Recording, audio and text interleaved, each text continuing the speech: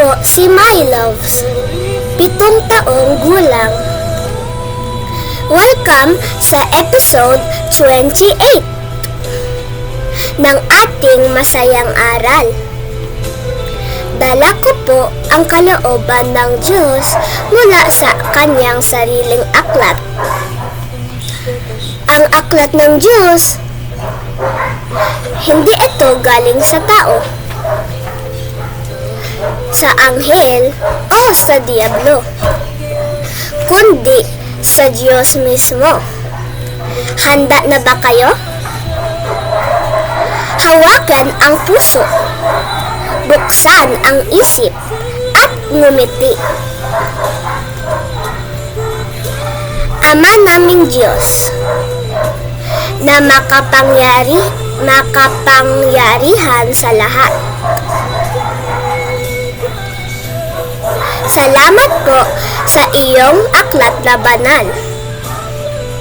Salamat po sa iyong kalooban na hindi nagbabago. Purihin ka, O Diyos, dahil ikaw lamang ang tunay na guro. Turuan mo po kami ngayon sa pamamagitan ng iyong Espiritu. Buksan mo po ang aming puso para sa iyong katotohanan. Sa pangalan ni Jesus, Amen. Mula pa kay Moses, malinaw ang utos ng Diyos. Deuteronomio chapter 4 verse 2. Huwag ninyong daragdagan ni babawasan ang utos na ibinigay ko sa inyo upang inyong maingatan ang mga utos ng Panginoon ninyong Diyos na aking inuutos sa inyo. Ang mga propeta at apostol ay tinawag na mga Diyos dahil sila ay tagapagdala ng kanyang kalooban, hindi sa sariling talino, kundi sa tag-ubilin ng Diyos. Juan chapter 10 verse 35. Tinawag silang mga Diyos, yaong mga tumanggap ng salita ng Diyos, at hindi maaaring sirain ang kasulatan. Ngunit ang Diyos lamang ang nagtuturo ng kanyang kalooban sa pamamagitan ni Kristo. 1 Timoteo chapter 2 verse 5. Sapagkat may isang Diyos at isang tagapamagitan sa Diyos at sa mga tao, ang taong si Hesus Kristo. Si Kristo ang tagapamagitan, ang spiritual na medium. Ang Espiritu ng Diyos ang nagtuturo sa mga anak niya, hindi ang tao, anghel o diablo. Juan chapter 14 verse 26. Ngunit ang tagapagtanggol, ang Espiritu Santo, na isusugo ng Ama sa aking pangalan.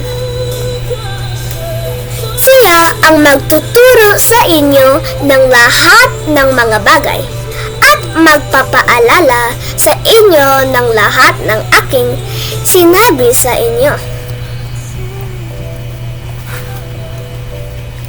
Mga bata at matanda, sagot tayo. Kung si Moises ay may tablet ngayon, anong app kaya ang nasa tablet niya? 10 Commandments app. walang update kasi bawal dagdagan. Kung si Jesus ay may wifi sa puso natin, ano kaya ang password? Faith 123. Walang signal kung walang paniniwala. Kung ang anghel ay hindi pwedeng magturo ng kalooban ng Diyos, anong subject kaya ang kaya nilang itunuro? Flying 101 at trumpet blowing. Kung ang Diablo ay nagtuturo ng filosofiya, anong grade kaya siya bumagsak? Grade 666. Bagsak sa lahat ng subject. Kung ang aklat ng Diyos ay hindi pwedeng dagdagan, anong sticker ang dapat ilagay sa cover? No edits. God's original copy. Alam ninyo ba, may donkeys sa Bible na nagsasalita? Bilang chapter 22 verse 28. At binuksan ng Panginoon ang bibig ng asno. At sinabi ito kay Balaam, ano ba ang ginawa ko sa iyo? At ako'y pinapalo mo ng 3 beses. Kung may cellphone si Balaam noon, baka nag-selfie pa sila at nag-post. Me and my talking donkey. No filter, just prophecy. Lesson: kahit donkey, pwedeng gamitin ng Diyos. Pero ang kanyang kalooban, hindi pwedeng dagdagan o bawasan. Pahayag, chapter 22, verse 18 to 19. Kung ang sinuman ay magdagdag sa mga bagay na ito, idaragdag ng Diyos sa kanya ang mga salot na nakasulat sa aklat na ito. At kung ang sinuman ay mag-alis sa mga salita ng aklat ng Diyos ng propesiyang ito, aalisin ng Diyos ang kanyang bahagi sa punong kahoy ng buhay. Galatia chapter 1 verse 8.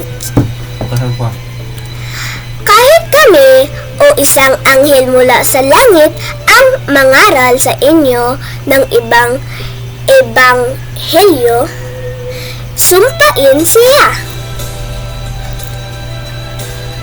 Colossus chapter 2 verse 8.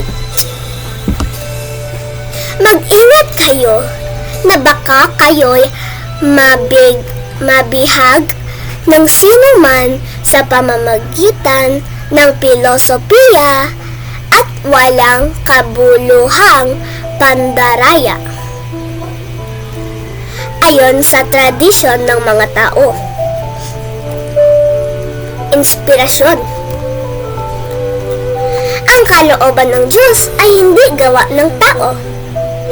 Ito ay galing sa langit. Isinulat sa aklat ng Diyos at itinuro ng Espiritu ng Diyos. Tayo ay mga anak ng Diyos, hindi anak ng Diablo. Sumusunod tayo sa kalooban ng Ama, hindi sa kalooban ng tao, anghel o Diablo. Purihin ka, O Diyos, ikaw lamang ang dapat sundin.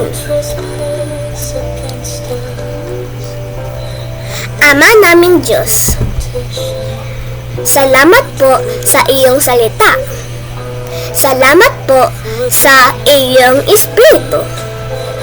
Salamat po kay Kristo na aming tagapamagitan. Purihin ka, O Diyos, dahil ikaw lamang ang tunay na guro. Tulungan mo po kaming sumunod sa iyo lamang. Masunod nawa ang iyong kalooban sa aming buhay. Sa pangalan ni Jesus, Amen. Maraming salamat po sa panonood ng episode number 28. Ako po si My Loves. Huwag kalimutang i-like, i-share at mag-subscribe sa at My Loves Melody and Message. Hanggang sa susunod na scroll!